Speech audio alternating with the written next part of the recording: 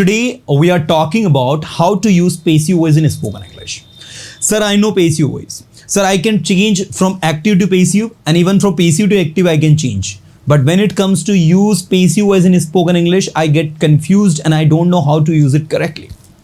Today, for 10 minutes, we'll be talking about that how to use passive voice in spoken English, and the most important things, how to identify the object in passive voice, because this is a big deal today that we are unable to recognize the passive voice. We are unable to recognize what the object in passive voice, and that is why students get confused. See, आपसे मैं again इस बारे में फिर से बताना चाहूंगा कि जो काम को करे वो सब्जेक्ट, जो काम करे वो subject, the one who perform action is called subject, और जिस पर काम हो वो ऑब्जेक्ट. You got it? जो काम को करे वो सब्जेक्ट और जिस पर काम हो वो ऑब्जेक्ट. अब मुझे बताना आप, मैंने कहा रोहन को पीटा जा रहा है, और दूसरा सेंटेंस रोहन हमें पीट रहा है. दोनों सेंटेंस में क्या डिफरेंस है आप खुद समझिए, इस चीज को आपको समझ में आ जाएगा. जिसमें रोहन को पीटा जा रहा है, काम को किया जा रहा है, ठीक है, ये आपका पेसिव वॉइस की सिचुएशन है. और पिटाई किसकी हो रही है? इसमें रोहन की हो रही है. तो रोहन यहां पर क्या है? ऑब्जेक्ट है. रोहन ऑब्जेक्ट है, मतलब पेसिव वॉइस में रोहन आगे आ जाएगा क्योंकि ऑब्जेक्ट आगे आता है. अब पीटा जा रहा है, ध्यान से देखो, जब किसी कार्य को किया जा रहा है मतलब वो प्रेजेंट कॉन्टिन्यूअस टेंस का पेसिव वॉइस. तो Rohan is being beaten. Point to be noted everyone, Rohan is being beaten. Rohan को पीटा जा रहा है, लेकिन रोहन हमें पीट रहा है. नीचे वाले सेंटेंस को अगर आप ध्यान से देखोगे तो यहां पर रोहन करके कोई लड़का है, वो हमें पीट रहा है, और ये सिचुएशन में जा नहीं आ रहा है, मतलब ये वाला एक्टिव वॉइस है. पेसिव वॉइस में जा जरूर आता है, जा शब्द जरूर आता है, जाया गया. ये देख सकते हैं आप, कैन बी जा सकता है, कुड बी जा सकता था, विल बी एबल टू जा सकेगा, शुड बी जाना चाहिए. जैसे इंग्लिश बोली जानी चाहिए तो इंग्लिश शुड बी स्पोकन. मैं आज वर्ड टू वर्ड एक एक चीज क्लियर करने वाला हूं, पूरा ध्यान से सुनना. पैसिव वॉइस लाइफ में कभी कंफ्यूजन आपके लिए क्रिएट नहीं करने वाला है. रोहन हमें पीट रहा है, तो इसका इंग्लिश क्या बनाओगे? रोहन इज बीटिंग अस. ठीक है, रोहन इज बीटिंग अस, रोहन हमें पीट रहा है. अब आपसे किसी ने कहा कि काम करो रोहन इज बीटिंग अस का पेसिव वॉइस बनाओ, तो वी उठकर आगे आ जाएगा. वी के साथ लगेगा आर, और आर के साथ फिर लगेगा being. We are being beaten by Rohan. क्या लिखोगे बोलो? We are being beaten by Rohan. हमें रोहन के द्वारा पीटा जा रहा है. Rohan is beating us, Rohan हमें पीट रहा है. We are being beaten by Rohan, हमें रोहन के द्वारा पीटा जा रहा है. ठीक है, तो ये रहा एक्टिव वॉइस, और ये उसका हमने पेसिव बना दिया, और ये तो ऑलरेडी ही पेसिव में था. तो दोनों में डिफरेंस देखो, रोहन को पीटा जा रहा है और यहां हमें पीटा जा रहा है बाय रोहन, रोहन के द्वारा. कुछ आ रही बात समझ में?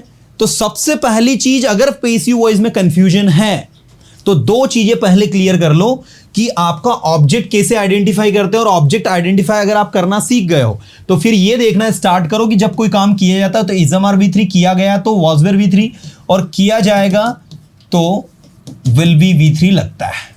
जब कोई काम किया जा रहा है प्रेजेंट कॉन्टिन्यूअस टेंस में तो इजम बिंग V3. जब कोई काम किया जा रहा था तो वॉज वेयर बिंग V3. ये तो बनता नहीं है फ्यूचर कॉन्टिन्यूअस टेंस का, है ना. इसके बाद जब कोई काम किया जा चुका है या किया गया है तो हैज ए बीन के साथ में V3. ऐसे पास्ट में हैड बीन के साथ में आपका V3 यूज करना है, और ऐसे फ्यूचर टेंस में विल हैव बीन के साथ आपको V3 यूज करना है. This is very, very, very crucial. This is very, very, very important that you must understand how to use, all this situation. अब देखना, मैंने कहा चोरों को अरेस्ट किया गया है या किया जा चुका है. क्या लगता है ये एक्टिव का है कि पैसिव का है? पहले तो ये बताओ.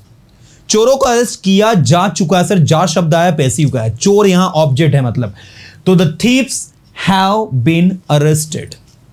चोरों को कल अरेस्ट किया जाएगा, कल अरेस्ट किया जाएगा। The thieves will be arrested tomorrow, चोरों को आज ही अरेस्ट किया जा रहा है। So the thieves are being arrested today, चोरों को कल अरेस्ट किया जा रहा था। The thieves were being arrested yesterday, चोरों को 2 बार अरेस्ट किया जा चुका है। The thieves have been arrested 2 times। ये टॉपिक कई बार पढ़ाया जा चुका है, फिर भी आप कंफ्यूज्ड हो। This topic has been taught many times, still you are confused.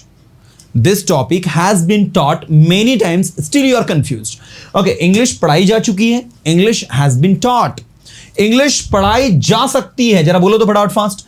English पढ़ाई जा सकती है, English can be taught. English पढ़ाई जा सकती थी, English could be taught. English पढ़ाई जा सकेगी, English will be able to be taught. English पढ़ाई जानी चाहिए, बोलना है, सुनने से काम नहीं चलेगा। Once again I am telling you, if you are attending my class, you guys have to speak. Do not and never attend my class silently. You know what, you have to keep speaking. बोलते रहना है आपको। English बोली जानी चाहिए, English should be spoken. English पढ़ाई जानी चाहिए, इंग्लिश शुड बी टॉट। गरीबों की मदद की जानी चाहिए, the poor should be helped. बोलो जरा, the poor should be helped. इस कमरे को रोज साफ किया जाना चाहिए।